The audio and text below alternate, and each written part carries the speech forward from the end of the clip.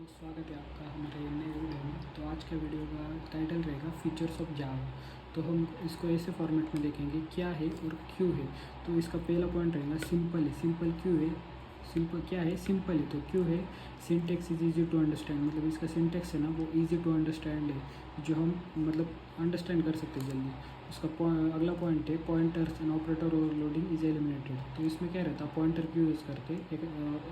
एक कौन सी भी ऑब्जेक्ट रहता है ना उसको पॉइंट करने के लिए पॉइंटर यूज़ करते हैं। ऑपरेटर ओवरलोडिंग का मतलब क्या है?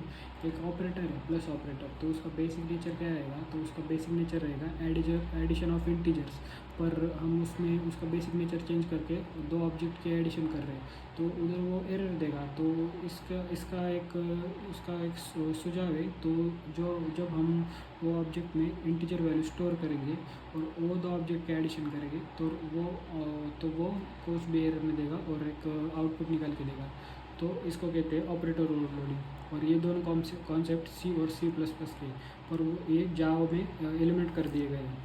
तो हम देखते हैं अपना अगला फीचर है ऑब्जेक्ट ओरिएंटेड। ऑब्जेक्ट ओरिएंटेड में क्या है? It has a data and behaviour. इसका मतलब क्या है? हम इसमें एक क्लास क्रिएट करते हैं और उस क्लास में हमारे जो भी फंक्शंस है उसको डिफाइन करते हैं।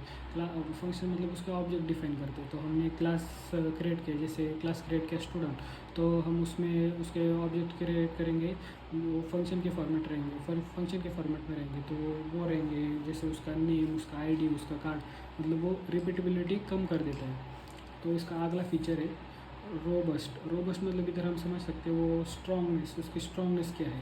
तो इधर फीचर क्या है? स्ट्रॉन्गनेस मतलब क्या है? रोबस्ट है। पर क्यों है? तो इसका आंसर है code can execute on different platform. तो स्ट्रॉन्ग क्यों है? इसका कोड हम डिफरेंट प्लेटफॉर्म पे एग्जीक्यूट कर सकते हैं with the help of byte code. तो हम बताएंगे इसका बाइट कोड क्या है।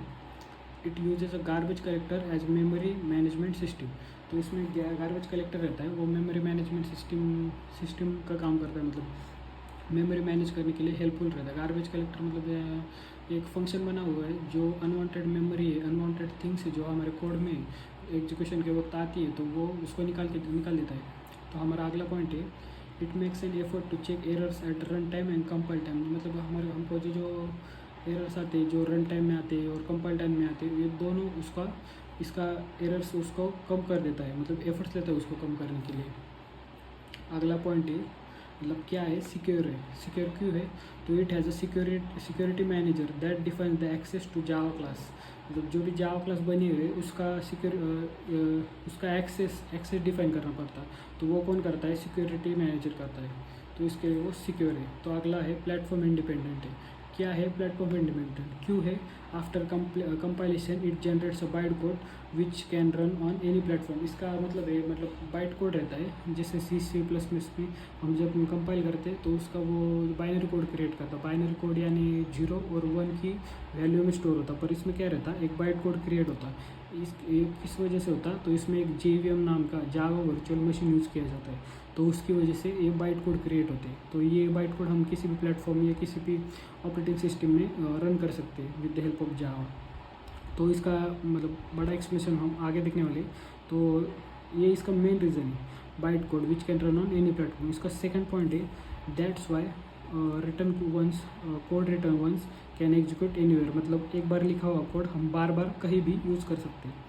तो हमारा अगला पॉइंट है क्या है? मल्टी थ्रेडिंग है। पर मल्टी थ्रेडिंग क्या है वो जान लेते पहले। Multi threading means capacity to run several task at same time. मतलब हम सेम टास्क को सेवरल टाइम्स रन कर सकते हैं, इसका मतलब है मल्टी थ्रेडिंग।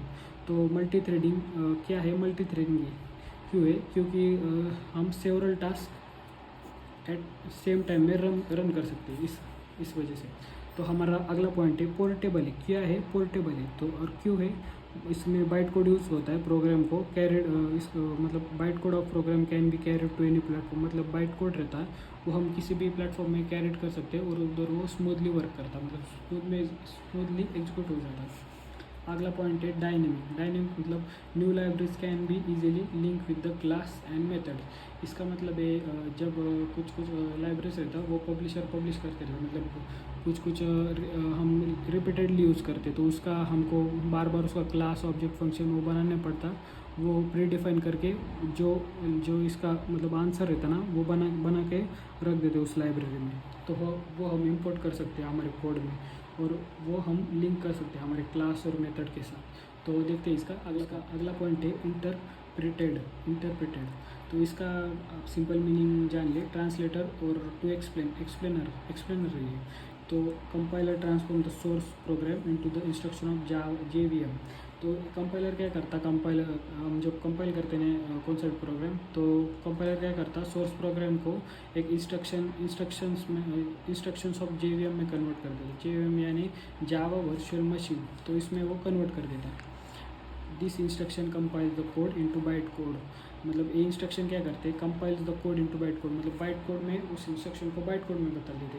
मैंने आपको बताया सी में कैसे रहता, बाइनरी कोड रहता, और इसमें क्या रहता, बाइट कोड रहता। तो अगला क्या है, in each environment where Java is installed there is specified interpreter is present. मतलब जिधर भी जिस भी इन्वायरमेंट में जावा प्रेजेंट है तो उधर एक स्पेसिफाइड मतलब अलग इंटरप्रेटर प्रेजेंट रहेगा। तो उसमें क्या रहता है, the Java interpreter convert the byte code into native processor instruction for execution. मतलब वो जो स्पेसिफिक इंटरप्रेटर है ना, वो क्या करता, वो बाइट कोड लेता और उसको नहीं क्या एक नेटिव प्रोसेसर इंस्ट्रक्शन में कन्वर्ट कर देता, जो उस PCO या उस प्लेटफॉर्म के हिसाब से रहता है for execution.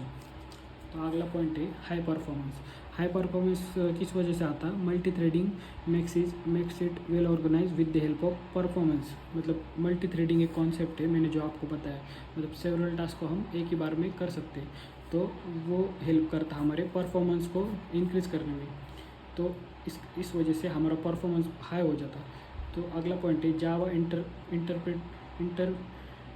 Interpretation is fast and mostly code is ported in byte code. मतलब जावा इंटरप्रिटेशन है ना, जो हमने बताया, जो with the help of JVM हमारे सभी कोड को बाइट कोड में कन्वर्ट कर देता at the time of compilation. मतलब जब हम कोड कंपाइल करते तब वो सारा कोड बाइट कोड में कन्वर्ट हो जाता, इससे वो पोर्टेबल हो जाता है। तो इसका वो भी चीज़ इसका परफॉर्मेंस बढ़ा देती है। Thank you for watching.